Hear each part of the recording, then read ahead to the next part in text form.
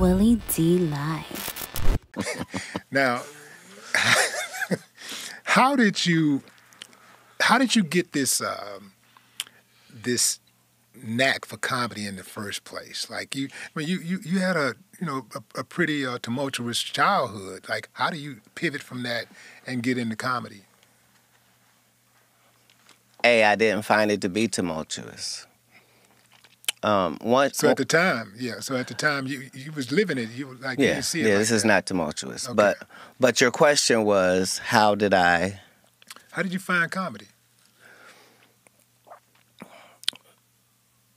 A lot of times you have the true appreciation for something when you're not trying to do it. You just like it. So that's the relationship that I had with music, and it was the relationship that I had with comedy. So musically,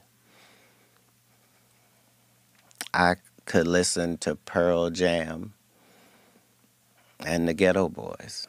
Like, I could listen to 9 Inch Nails, and I could listen to Prince, and I could do that. And comedically, I found that I could do that too. It didn't matter what the comedy person looked like, or how they were built, or where they were from. If they were funny, I was going to be able to tell.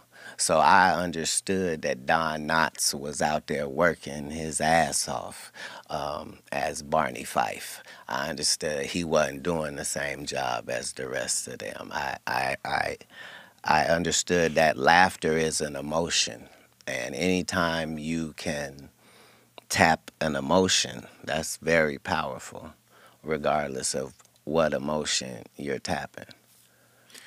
When you're tapping these emotions, before you deliver the joke, are you cognizant of what it's going to take to, like, deliver that joke? Like, are you already knowing that, I know for a fact, I don't have to practice this, they're going to be with this right here. When I say this, I'm going to get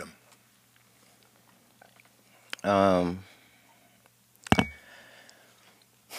As a comedian, I have the best fan base in the world, like, documented. You do? The slight amount of advertisement that they allow me to do, and the fact that in a place as glorious as Houston, they pack the arena to the rafters, is based upon the fact that I, in 1995, started a conversation with a fan base which was maybe 5 people, and through this entire time, I've kept up the same conversation with the same people as they grow. And I'm letting you see me win. I'm letting you see me lose. I'm never allowing the product to be affected by what's going on, because this is the greatest relationship here. So, consequently, bam, they know some things when I come to town. They know I'm finna bring the baddest comedians with me. That's who's gonna be opening up. They know this all over the country. And then they know that whatever it is Katt's gonna talk about for an hour, they know he did not talk about this the last time he was here. They know that. Man, how in the hell do comedians get away with that anyway? Because I'm not going to see the same comedian tell the same jokes, 100 times in a row. You let a rapper rap the same songs, though, and you let a singer sing the same songs, the classics, and you'll allow that. And so, yeah, but funny is supposed to be spontaneous, so that's the difference. Well, understand that comedy has its roots long before social media. So before social media, you might have heard that this comedian is funny, right? And somebody might have told you what he said, but it didn't sound that funny to you. They just told you what he said.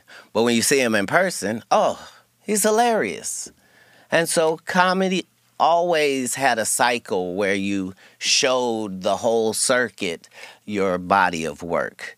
It's just comedians had gotten so lazy that they were doing one great set that they had on Comic View or Def Jam, and they were touring that for 15 years without changing it. And so we made it a part of our effort to push the fact that you should be writing new material and shaming the community into it by just, I'm going to keep putting out these specials and it's new material. How long are you going to continue to tell these jokes? Because in a minute, the audience is going to be like, no, they got to say something new. And eventually the audience did do that.